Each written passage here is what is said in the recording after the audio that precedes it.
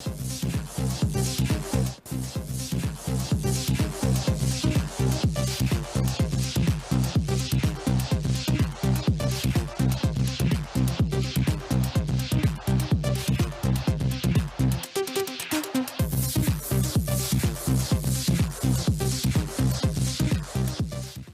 and welcome. This edition of Diplomatic Ties on the Nigerian Television Authority, the NTA. Today, our focus is the bilateral relations between the Federal Republic of Nigeria and the State of Israel. It is on record that Israel and Nigeria established diplomatic relations in 1960, a bilateral relations that have been of immense benefit to the two countries. Available statistics has shown that between 1960 and early 1970, Israel played a significant role in the development of sub-Saharan Africa, including Nigeria. As a matter of fact, hundreds of Israeli experts and volunteers were sent to help in the development and modernization of agriculture, education, medicine, and technology training. The diplomatic ties blossomed to the extent that Israeli Moshe Jerry Beit Halevi was Nigeria's first football coach following independence. History has it that hundreds of Nigerian farmers, experts, educators, academicians, students, doctors, community workers, and engineers were trained in Israel. Now, to speak more on the bilateral relations between Nigeria and Israel is the Israeli ambassador to Nigeria, His Excellency Michael Freeman. Your Excellency, you're welcome to Diplomatic Ties. Thank you very much indeed for having me. And I'm Nancy Godi Angunihu. You're welcome.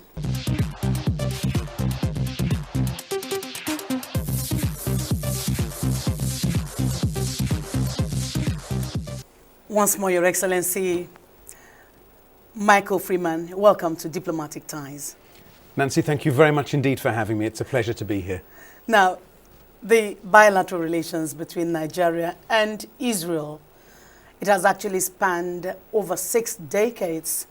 What is your impression of the relationship between your country, your home country, and Nigeria? Well, I've been in place now, in position for about a year and a half.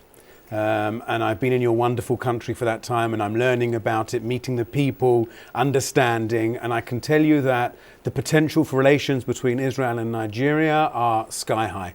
We've had 60 years, as you said, more than 60 years of diplomatic relations. Those relations have been positive. Those relations have been very, very strong. They've been excellent. We've both benefited from them. And I'm looking forward to the next 60 years and even further than the next 60 years to see how much more we can do together. There's so much that the Nigerian people and the Israeli people and the country can work together. That I just think the potential is sky high.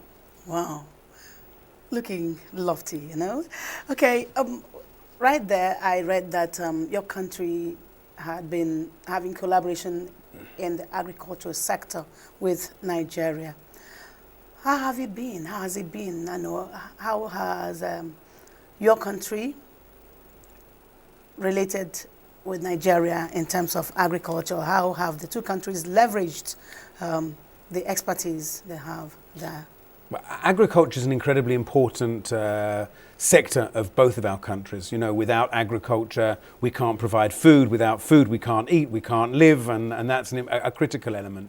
You know, Nigeria is blessed with the most amazing soil, with the most amazing climate. You have plenty of water. You have all the conditions you need to run a fantastic agricultural sector within Nigeria. Israel, a little less so. We have a good climate, but we don't have much water. We haven't had much water traditionally, and we've had issues with soil. But over the number of years since we were founded in 1948, this year we're celebrating our 75th anniversary, our 75th birthday since independence. And we've really become probably the world leader in agriculture and agricultural technology. We use the resources that we have, and we've turned agriculture into a technological base that says, let's work out how we can use the conditions that we have in order to produce more produce, using less water, using less land, and keep that produce for longer. I wanted to ask, before anything you cultivate grows, it has to have three good conditions: air, warmth, and water. You don't have enough water. How do you do it? So we didn't used to have enough water. Yeah. And then we used our technology and we used our people to say, well, how can we create more water? What can we do? So first thing we do is we recycle water. We reuse it. 98% of all of our water that we use is recycled, which means once it comes out the tap or it's in the bathroom or it's in the shower, we take the water, we clean it, we use it, and we reuse it again. We reuse it and we reuse it. 98%, okay, Yeah. which is the highest anywhere in the world. We've also said, well, okay, let's not waste a single drop. Let's use our water and have drip technology. So if we know that a tomato plant needs a certain amount of water, or a cucumber plant needs a certain amount of water, let's make sure they get exactly the right amount of water, No excesses. not a drop more and not a drop less. So we use exactly drip technology to utilize this water. We also have the sea next to us. So we have created and developed desalination techniques. So we take water from the sea, and there's plenty of water in the sea, and we turn it into drinkable, usable water. So actually from a place where 40 years ago, we didn't have enough water to feed our population. We now have an excess amount of water, and we supply our neighbours with water. So we have more water than we need, and we supply. And that's using technology, through recycling, through desalination, and through drip technology. That's a lot, you know. That's actually so much you've achieved in that area, you know, having to make sure that you lost no water, but you gained more water. How did you produced more water by yourselves? Yes, we produced more water, but then we used that water in the right way. Yeah. And we took the water and we used it to understand what plants need in agriculture. So if we know that a plant needs a certain amount of water, give them the exact so amount. we give them the that exact they need. amount. And I can tell you, for example, rice. Okay, rice, up until now, rice has traditionally grown in a paddy field with swamps of water, and it takes huge amounts of water. Israeli technology in the last couple of years has now developed a new technology where you no longer need paddy fields and mass amounts of water. You can use drip technology, and we've reduced the amount of water you use by 2/3. So instead of using 5,000 litres of water, you only need 1,500 litres of water, which means that you can now grow rice anywhere. There is no place in Nigeria that you can't grow rice using Israeli technology. And we're really excited to share that with Nigeria. Nigeria will actually learn that one from you. Yes, reports have it that hundreds of Nigerian farmers, experts, educators, academicians, students, doctors, community workers, like I read, engineers were trained in Israel. Where are we today on this? So you're right. It actually started, I think you mentioned it, in the 1960s. Okay. Israel, I like to go back to the Bible. I'm a religious observant Jew.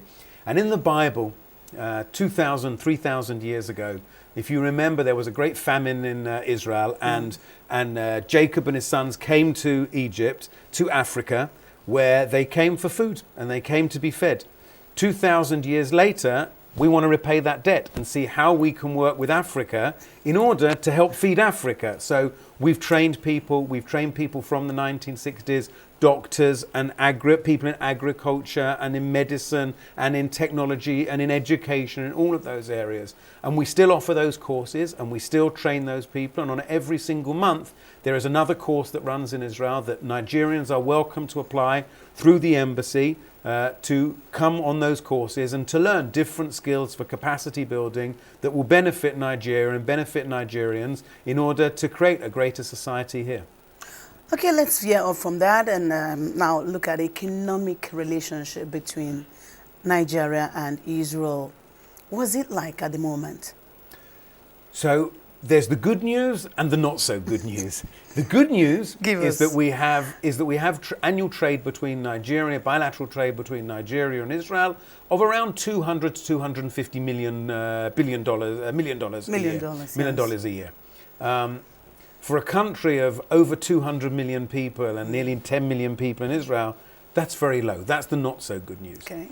The good news is I see potential to increase that many fold. Wonderful. You know, we've seen that between the United Arab Emirates and Israel, when we signed the Abraham Accords less than 2 years ago, where there was basically no bilateral trade, within 2 years bilateral trade is nearly $1.5 billion a year. So if we can do that there, we can also do that here. So one of my major projects and one of my major priorities over the next few years is going to be increased bilateral trade, because by increasing bilateral trade, we're bringing foreign currency into Nigeria. We're going to provide jobs in Nigeria. We're going to provide a boost to the economy in Nigeria. So I'm looking in all sorts of areas, from agriculture to technology to security to healthcare to education, to work on greater working together in order to increase bilateral trade, because the potential is again sky high in this area. What actually does Israel take from Nigeria, and what does Nigeria take from Israel in terms of trade? So at the moment, the trade is primarily in areas of technology, in areas of agriculture. I think there's huge potential in areas of security as well. And when I say security, I mean both cyber security and technology. We need to be looking at healthcare. We need to be looking at other areas of technology. I think we should look at education. So all of those areas are potential. I think that sport is probably less, although culture there definitely is. I know we provided your first football coach, exactly, but I don't think we'll be providing, well, our football team's not doing as well as Israel. Is Israel not good well, so enough our young teams, in football? Our young teams are very, very good, or actually. Sports generally. Well, actually, our young teams are very, very good. I've not heard Israel, being talked about on that sphere. So we just had the Under-19 World Cup. Nigeria were there as well. And the 20 World Cup, where our Nigeria were there as well. Israel got to the semi-finals. We just got to the semi-finals of the European Under-21 Championships. So our football is getting better. In judo, we're there. In basketball, we're there. So it's not true to say we're not. We might not be one of the leading countries in lots of areas in sport, but for a country of 9 million, we're doing pretty well. You need to do something about your sports. We'll work on it. We'll work on our sports. But so we're Nigeria doing well. will be supporting your country anytime they are featuring on any tournament. Absolutely. And we want to have another coach come from Okay, Israel. we can. I would look at. Maybe we can get a friendly game between our two countries in football playing. Okay. Israel thrives in the area of tourism. Mm.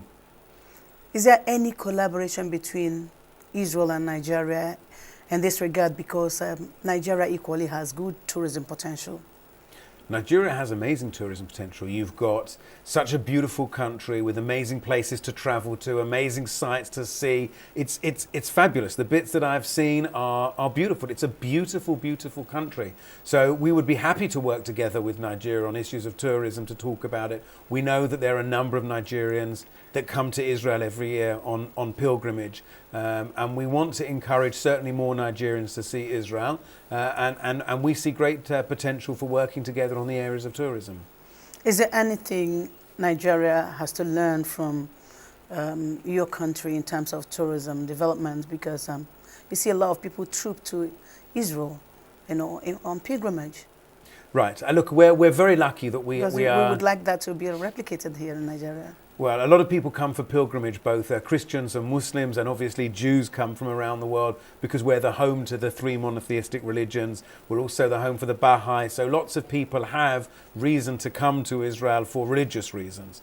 And we want to encourage that. But when you come for religious reasons, and the reason they come may be religious, but then we get them to see everything else. The culture, we get them to see the amazing beaches, we get them to see the amazing dynamic that's going on there, the people, the food, the nightlife, the culture, all of those things are there to see.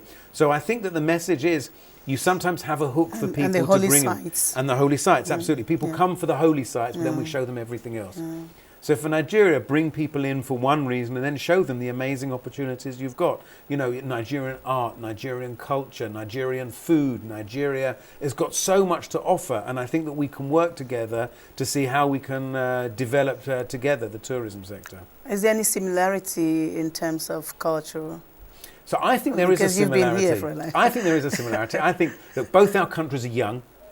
Young both in number of years, but also young in terms of population. We both have a very young population. Mm-hmm. We both have a very excited population. We have a population that tends not to take no for an answer. They like to. We have populations that like to reach for a better future. We have a population that's a little bit cheeky. Both of our populations that we like to push the boundaries and push the limits. Okay. So I think there's lots that we have in common, both as Nigerians and as Israelis. And I think that commonality is great for us to work together more. Indeed. Your Excellency, we will hold it here and take a break. You're watching the program Diplomatic Ties, taking a look at the bilateral relations between Nigeria and Israel. And we have the privilege of hosting the Israeli ambassador to Nigeria, His Excellency Michael Freeman, telling us the extent of relations between the two countries. We shall be right back.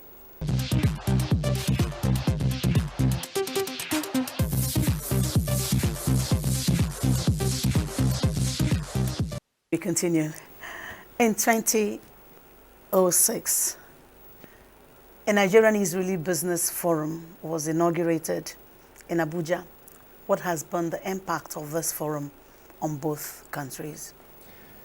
The Nigeria-Israel Business Forum is one of the tools that we like to use in order to increase and encourage business and encourage trade between our two countries. There are also a couple of chambers of commerce as well that operate, all of them with the aim to increase bilateral trade. And we've seen the NIBF, the Nigeria-Israel Business Forum, work on a number of projects. They run a number of conferences. They have members who we are certainly providing with them opportunities and information. We are in November, late November, early December, going to be running a tech conference, and when we talk about technology, we'll talk a little bit about a tech conference that we're going to be running, a tech investment conference here in Nigeria. What will it be? What's it all about? What will it be? Well, dishing out? So one of the things that we know is that in Israel, 45% of our GDP is created by human capital from tech.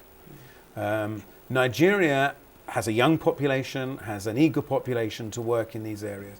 President Tinubu recently laid down a challenge to create 1 million jobs in the digital economy. Yes. And Israel, we have experience in the digital economy, and we want to partner with President Tinubu, with the Nigerian people, to help create at least 1 million jobs in the digital economy. Wonderful. So one of the things we want to do is in December is to hold a conference here looking at the tech sector and the tech investment sector, to bring a number of very well-known tech investors from Israel here to Nigeria to work with local Nigerians as well in the tech sector and in other areas, to talk about how we build that ecosystem and how we build that environment and that dynamic to create more than 1 million jobs in the digital economy and to create the dynamic that's there. You know, a lot of Nigerians haven't had a formal education, but you don't necessarily need a formal education to be able to work in the tech sector. And so we want to create the dynamic that says, well, okay, I may not have that formal education, but I can still be creative. I can still be that young development person that can work in the technology sector. And this conference, we hope,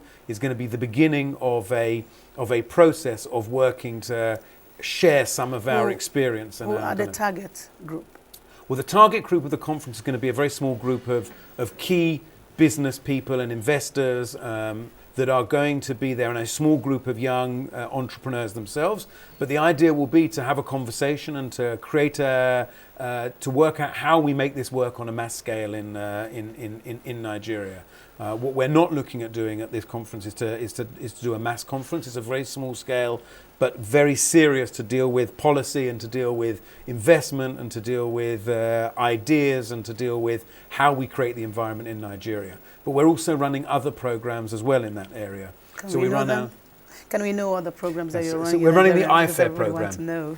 The iFair program is for young entrepreneurs and innovators in Nigeria.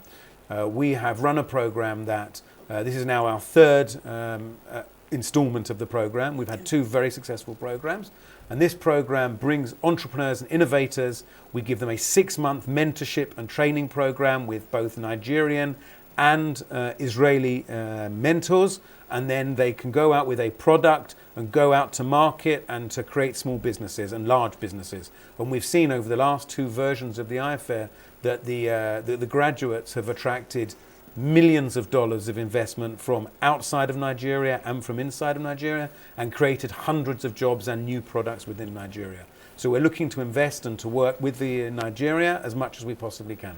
It would be a very wonderful one, because this is touching on an area where Nigeria is actually worried about, employment, talking about creating employment. Absolutely. That's very good. We veer off now and we look at, we recall that in 2013, Nigeria signed bilateral air service agreements with Prime Minister Benjamin Netanyahu Could you tell us the latest on this? So here again, we've got good news and more challenging news. Yes. The good news is that the agreements have been ratified, the agreements have come into force, and that there now is an air services agreement between the two countries. And in April, Air Peace launched their first direct flights between Israel and Nigeria. A flight that under normal circumstances is going to be 5.5 hours flight instead of currently the 12, 13 hours with connections that are very, very difficult. Unfortunately, primarily for the people of Sudan, there's the conflict going on in Sudan, and that's meant that the airspace over Sudan has been closed. Because of that, the route becomes much longer and it becomes much more complicated. They have to divert via Ethiopia and all the way around. It becomes a very, very difficult flight. So at the moment, Air Peace have suspended those flights whilst the conflict in Sudan is going on. We're looking at different options and we're looking at different ways to maybe bypass that. Obviously, our concern is primarily for the people in Sudan, that they would resolve their conflict internally there. But once they do that... It looks like it's worsening by the day. That's the report we get. Again, it's a tragedy, and we hope that it resolves. And we're certainly, as Israel, willing to work with both parties in order to bring that to a ceasefire and to an end.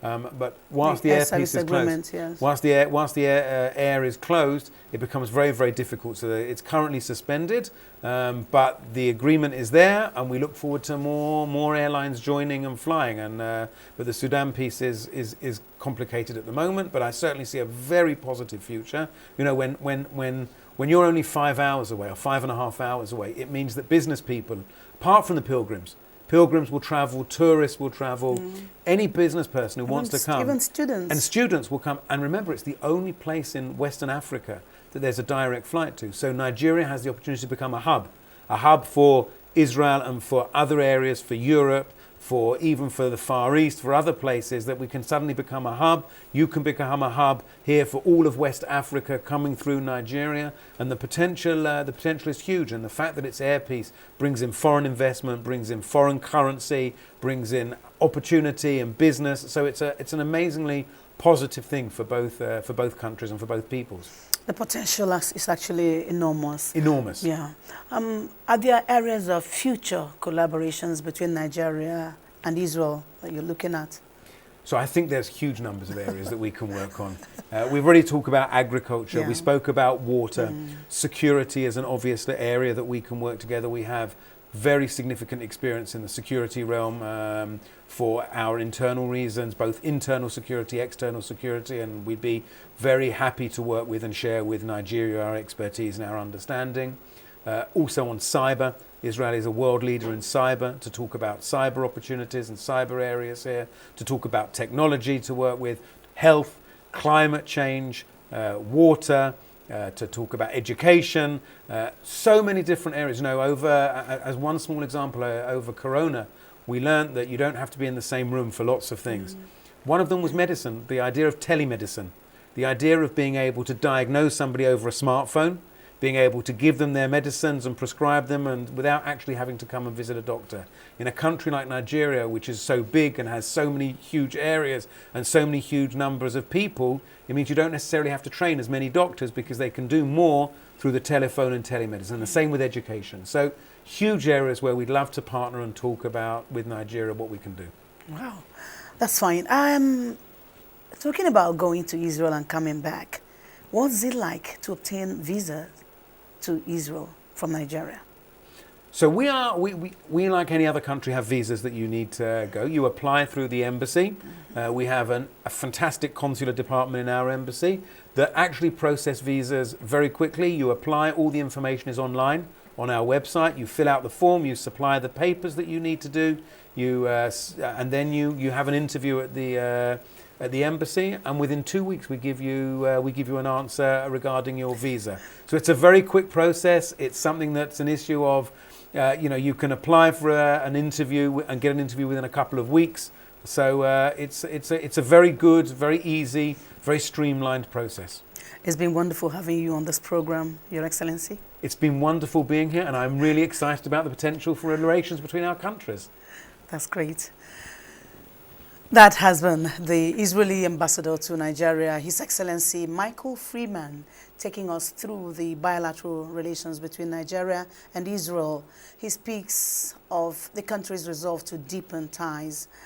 The program Diplomatic Ties returns same time next week. On behalf of our crew, I'm Nancy Godianganihu, your presenter, thanking you for watching.